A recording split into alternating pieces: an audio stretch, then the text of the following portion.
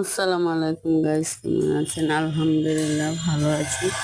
এখানে দেখেন ছোট শোল মাছ আমি একদিন ছোটো করে কেটে নিয়েছিলাম। আমি কড়াইতে সরিষা তেল দিয়ে দিয়েছি। আমি হালকা ভেজে নিয়েছি আগে মাছটাকে কড়াইয়ের মধ্যে দিয়ে। আমি সব মশলা অ্যাড করছি না, ওখানে আমি মশলা অ্যাড করবো না। দেখেন শোল মাছটা আমি একদম ছোটো ছোটো করে কেটে নিয়েছিলাম।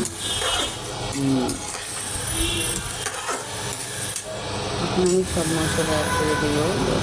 চা চামচ আদা চামচ দিচ্ছি, আদা বাটা, রসুন বাটা, আদা চামচ, মরিচের গুঁড়া আদা চামচ, জিরা বাটা আদা চামচ, আমি সব হলুদের গুঁড়া আদা চামচ, আমি সব মশলার পরিমাণ মতো লবণ দিয়ে দিয়েছি। আমি কষায় নিয়েছি এখন ভালো করে।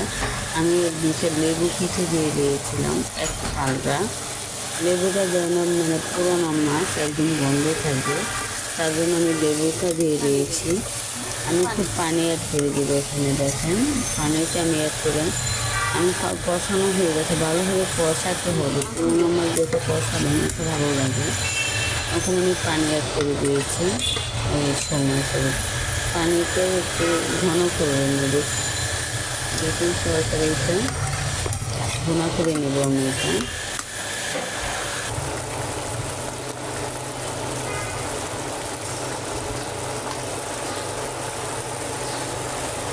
এগুলো আমার বোনা হয়ে গেছে আলহামদুলিল্লাহ। কত সুন্দর হয়েছে, আমার সমস্যার গন্ধও থাকবে না, লেবুর একটা ফেরান থাকে। আলহামদুলিল্লাহ আমার তরকারিটা হয়ে গেছে। গ্যাসটা আমি এখন বন্ধ করে দিব। আপনারা সবসময় চেষ্টা করবেন মাছটা একদম বেশি দিন হয়ে গেলে লেবু দিয়ে গরম পানি দিয়ে হালকা ধুয়ে দেবে, তো হালকা হলুদ মাখায় রেখে দেবেন, তো একদম গন্ধ থাকবে না।